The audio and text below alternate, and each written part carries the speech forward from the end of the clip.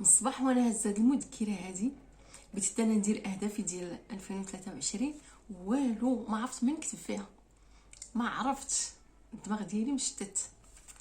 فما عرفتش الصراحه كيفاش ندير هاد الاهداف ولا شنو نكتب فيهم. ولكن راه عندي واحد المشكل بعدا انايا، هو الاول. انا راه ما عندي حتى شي مدخول مادي، ما كنخدمش، ما عندي حتى شي بلاصه كندخل منها شي ريال. وبغيت ندير الاهداف ديالي، بنكتب اهداف تاع 23.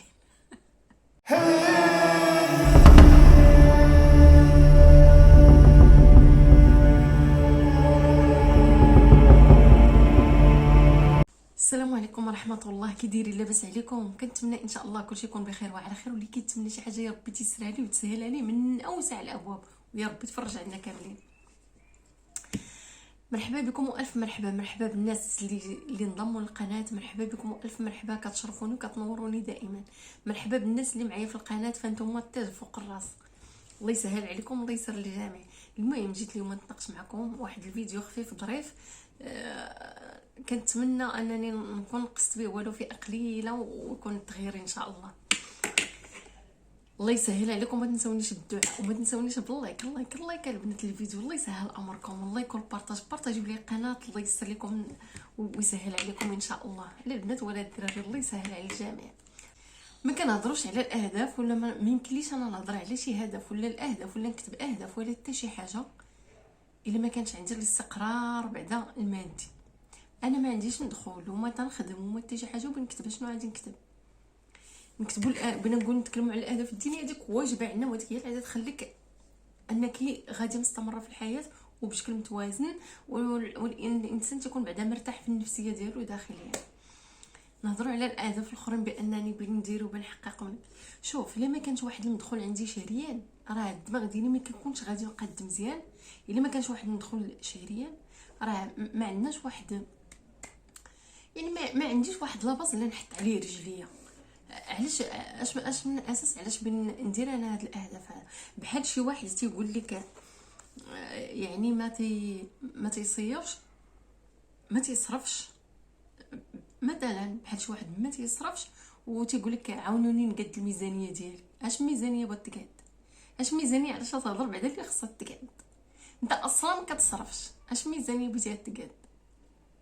فهذا هو المشكل دابا اللي تيكون بحال هكا. الانسان ما عنده حتى شي مدخول وتيجي حتى الاخر العام تيقول لك انا بغيت ندير الاهداف وبغيت نكتب الاهداف، راه تكتبهم نتوما عاد يبقاو حبر على ورق، لان ما كاينش واحد الاستقرار مادي. ما عنديش انا واحد المدخول اللي بغيت نبازي عليه. هذاك المدخول الا كان عندي واحد المدخول سوا كثير سوا قليل كما كان، المهم الله يجعل ما يكون هي قليل. المهم كاين واحد المدخول اللي بغيت نبازي عليه انايا. الا كان قليل ديك الساعه غادي نحط اهداف بانني بغيت ننميه. الا كان دائما الانسان تيحب يزيد واخا يكون كثير، اللهم بارك. الا كان كثير فانا كان عندي نشوف كيفاش بغيت نوظف هذاك الشيء اللي بغيت اللي بغي يكون عندي في المدخرات ديالي. هذا هو اللي بيخلينا اننا نجلسوا اللارض ونهز مذكره ونكتب وندير الاهداف ديالي. اما انا ما عندي حتى شي مدخول وما كنسعاش باش يكون عندي شي مدخول، وبغيت نقول بان خصني نكتب اهداف. اش من اهداف؟ علاش بنكتب؟ يمكنش، يستحيل. خصنا بعدا يكون عندنا الاستقرار المادي. هنا الحوايج اللي هي مهمه بعدا هذه نقطه، والحوايج اللي مهمه اللي خصنا نهضروا فيها هو الانسان خصو يتعلم الادخار. هادو هما الحوايج الاساسيين اللي خص الانسان يعود عليهم نفسه. راه ماشي سهله، والله ما سهله. الانسان الا كان خدام وكان عنده واحد المدخول سواء قليل سواء كثير، فالتحدي الكبير اللي كاين في 2023 هو الانسان يدخر ويعشتو والله ما زيرتو ما عقدتي الصنطه وعاودتي عقدتيها، والله لا قدرتي انك توفري شي ريال في هاد 2023. فخص هذا هو التحدي اللي خص كلشي ياخذو بعين الاعتبار. انتي جالسه في الدار، انتي ربات البيت تبارك الله، راكي خدامه، راه ماشي جالسه. راه الجلاس في الدار ماشي جلاس، راه هو خدمته كثر من الخدمه تاع على برا. بالاخص اللي عندها الوليد باقي صغار الله يكون في العوان. فاش تصنتي لي اختي انتي شاده مصروف تاع الدار، حاولي انك ديري واحد الميزانيه اللي هي مقتصده بواحد الشكل كبير. كما قلت لكم نهار هضرت لكم على بيت الخزين، ما كنخزنوش حيت خايفين من الجوع، ولا كنخزنوا لان بينا نكدسوا الماكله عندنا ولا شنو. لا، ما عندناش حنا خوف، لان خوفنا دائما من صد ربي، هو اللي خلقنا، هو اللي قادر بينا، وصد ربي باقي في الوجود. علاش حنا بينا نخافوا؟ حنا من كنديروا بيت الخزين كنديروا اننا كنستافدوا من الاثمنه تاع الجمله، لان كنشريو بالكميه الكبيره، وكان نستافدوا من الوقت، ما كنبقاوش كل شهر حنا غادي في ديك الدوامه ثاني نجي فاش خصناش ما خصناش معنا. ملي تكون عندك سلعه في الدار صاحبتي تكوني مرتاحه، انت مرتاحه مهنيه من هذاك تجري كل شهر انك خارجه تقدي وتيبقى تيتوفر لهنا تبدي تقتصدي تتوفري، تلقاي ديك المقديه تاعتك اللي تديري اللي كتخص كل شهر هي كتنزلها في كوزينتك ولكن بواحد الشكل اللي مقتصد شويه. هذه حاجه. ثاني حاجه ملي كنديروا بيت الخزين دائما تيكون بعيد على الكوزينه باش هاد المواد ما تضيعش لينا. راه يستحيل تكون شي اخت تقول لك انا كنخبي في البلاكار عندي في الكوزينه، راه المواد غادي تفسد لك الا كنتي عادي تخبيها على اساس واحد المده طويله. دائما كنديروا بيت الخزين بعيد كل بعد ديال الكوزينه. منين اختي تيكون عندك انت هاد المواد هادو عندك، راه منين كتشدي فلوس ديال الشهر ديال التموين كديري بحال بغيتي تقدم عند راسك، تدير واحد لونفلوب تحطيه في البلاصه فين عندك هذوك المواد الغذائيه ياك، ولا حطيه في اي بلاصه بغيتي ماشي مشكل. المهم تتهزي دوك الفلوس اللي كتحسبي بحال دابا انت اللي تحطي في الهريم 400 درهم ولا 500 درهم على حسب شنو كيمشي لك، على حسب 400 درهم ولا 500 درهم. انا دائما كنهضروا على الاساسيات، 500 درهم 400 درهم كتهزيها من فلوس هذاك ديال الشهر وكديرها في داك لونفلوب وكتحطيها بانك مشيتي تقديتي وتمشي داك السلعه اللي حاطه كتهزي منها مقديه تاع هذاك الشهر وكتحطها عندك في الكوزينه. هذا هي الطريقه باش نمشيو تيكون عندنا بيت الخزين. منين تنجيب انا هاد المواد عندي للكوزينه وكنحطهم مثلا البنات نعطيكم انا غير مثلا، انا عندي الباكيه تاعتي كناخذ داك تاع 20 درهم مثلا، كنقول لي مثلا خديت الباكيه تاع 20 درهم ياك، كنجي انايا ديك الباكيه كنبقى خدامه بها مزيان تنجي حتى السيمانه الاخرى قبل ما يسالي الشهر تتسالي ليا. هنا شنو خصني ندير؟ واش خصني نمشي نجيب، انا عندي السلعه في الدار ولكن انا كنسى بان عندي السلعه في الدار، لان انا هذيك السلعه كنعتبر راسي كنتقدى من تما كل شهر، فإلا ما ديتش الفلوس ما غاديش نهز ولو ما عطاش يوقع. الا ما حطيتش الفلوس في هذاك البلاصه بانني في داك لونفلوب على اساس انني تقديت من تما، راه تيتسمى داك محل عندك في الدار. الا ما حطيتش الفلوس ما كنهزش البياسه، ما نهزاش نهائيا. الا بتقولي الا كانوا ضيوف ولا شي حاجه كنتقدى، راه من تكون عندنا الضيوف راه تنمشيو نتقداو عليه. الا مشيتي للحانوت وبتقول له عطيني السلعه راه جاوني الضيوف، راه عادي تهزي فلوس وتقداي وتا تما تا داكشي اللي عندك في الدار تا هو ديري الفلوس وتسيري تقداي من هذاك المحل اللي حاطه انت في الدار فين ما حاطه داك الستوك ديالك. كان انا عندي كما قلت لكم البنات، انا عندي هذاك اتي ما تيجيني 3 سيمانات اخرى ما تيكملش ليا. دائما كناخذ وحده 20 درهم وكناخذ وحده 8 دراهم، هذيك الكاليتي تاعها عاليه ياك، وهذيك الصغيره كاليتي تاعها موين، والغرامات ماشي بحال لان هذيك صغيره 8 دراهم وهذيك ب 20 درهم. تنولي انا كنخلطهم بجوج باش يعطونا واحد الكميه اكثر باش نكمل انا الشهر ديالي. هذا مثلا. ثاني حاجه مثلا عندي مثال اخر انا في الصابون، نتقاسم معكم الحوايج اللي كنعرفها البنات، ما غادي نخبي انا حتى شي معلومه، لان سبحان الله العظيم تيقول لك راه الانسان اللي تيكون باخل حتى في الافكار ديالو، يكون تعرف شي حاجه وما بارطاجيهاش مع الناس لا باش ما يفوتونيش لا باش ما ندير. سبحان الله العظيم يسر مع اخوك المسلم يسر لك الله، انت من اوسع الابواب. ما كتعرفش انت منين تيجيوك معلومات ما تدير فيهم لا تماره لا والو كتستافد منهم في حياتك.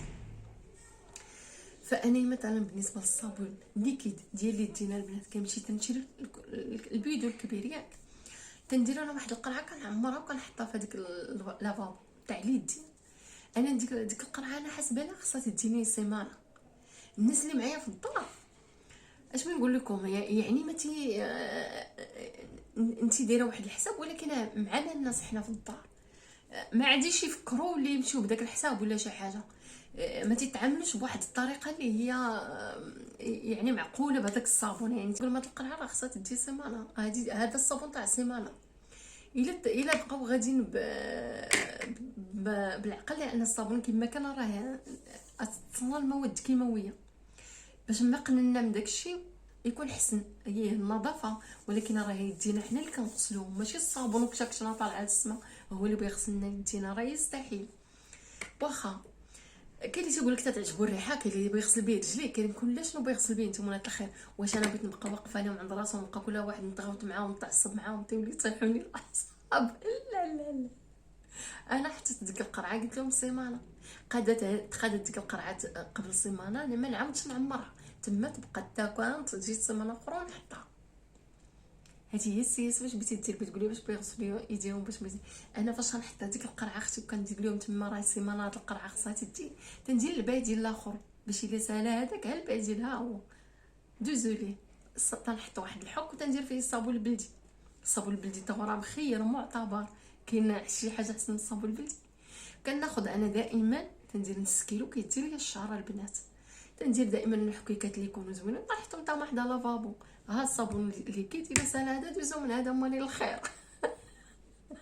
صافي سديلو من داك الباب، والله ما نقعد نتصب انا ماشي وحده نحمق راسي. المهم كنضحكوا البنات، ربنا ما نضحكوا تلقاها في الدولار، ربي هو الرزاق. المهم ولكن بحال هاد الحويجات ولا نضبطوهم. كنضحك معكم البنات. صافي كما قلت لكم تتسالي ديك القرعه، انا ما نمشيش نعمرها. الصابون البلدي راه كاين باش اللي يكبغي ينظفوا يديهم، اللي دخل للطواليت تاع الزر قدركم ولا شي حاجه، راه هو كاين اخويا باش تغسل يديك، سير غسل يديك، ما حبسك حتى شي حد من النظافه. هي ما تجيش ما تجلسش ليا في الطبله بيديك مسخين ولا شي حاجه. صافي البنات هكا بغيتي ترتاحي وبغيتي دائما تقلبي اختي على البدائل. كان انت امانه الدار هي كتشد الميزانيه تاع الكوزينه، حيت المراه هي اللي كتعرف انها تسير. اللي واقف في الكوزينه هو اللي تعرف يسير، سواء المراه سواء الراجل. اما باش تقولي واقفه في الكوزينه واحد اخر هو اللي تيتقدى، دائما بيكون بغيتي تكون تخسر كثار من داكشي اللي بغيتي تخسري، اللي عطيتيها هي المصروف في يديها الا كانت هي اللي واقفه في الكوزينه. دائما اختي كنشوف هنا الحوايج اللي تياكلوا ليا ديك الميزانيه كنلقى لها البديل، دائما نلقى لها البديل. دائما نشوف شي حل اخر اللي الا ما قدرتش نحيدها، الا قدرت نحيدها كان احسن، والا ما قدرتش نحيدها دائما نلقى البديل. اما شي حاجه اللي تعاونني باش ناخذ واحد الكميه قليله ونكمل بها الشهر ديالي باش ما نبقاش نشريها كل مره وتهلكني في المصروف. اما انني الا قدرت نحيدها يكون كاع احسن الا ما كنتش محتاجه بها. فهاد الحويجات هادو راه مهمين بزاف بزاف، هادو هما الاولويات ديالنا في 2023. انني الا كنت خدامه نتقاتل باش نوفر من هذاك المدخول ديالي، الله يجعله كما كان، ولا كنت جالسه في الدار نتقاتلوا وانني ديك الميزانيه ديالي نمشي بها الشهر ديالي مع هذا الغلاء ومع هذا الشيء، وما نزيدش على داكشي اللي مولفه كنصرف، ما نزيدش عليه باش ما عطا الله، باش ما عطا الله. كانوا شي حوايج اللي زايدين كنحيدوهم نتخلاو عليهم، اللي كانوا غير زايدين غير هكا كنطنفهم. تنتمنى هاد الافكار البسيطه اللي بسيطه بزاف ولكن عندها واحد التاثير كبير اللي هو ايجابي بزاف بزاف، اللي هي مهمه وكبيره بزاف انها يعني تلقاوها مزوينه وداكشي. وكنشكر الاخوات اللي تيكتبوا لي في التعاليق واللي يعطوني بعض الافكار وداكشي. واي حاجه بغيتوها البنات كتبوا عليا، انا مرحبا والف مرحبا. الحاجه اللي تنعرف نتقاسمها معكم ونتكلم معكم فيها وندير فيها فيديو على الراس والعين، نتوما تامروا وانا نطيع. مرحبا والف مرحبا. فكنتمنى الفيديو تاع اليوم يعجبكم، كنتمنى ما تبخلوش عليا باللايك والتشجيع وتبارطاجيو لي القناه مع الاهل والاحباب ديالكم. موعدنا في فيديو قادم دائما مع قناه نعمه صولد، قناه التخفيضات، قناه التدبير والتخفيض في مصروف البيت. السلام عليكم ورحمه الله.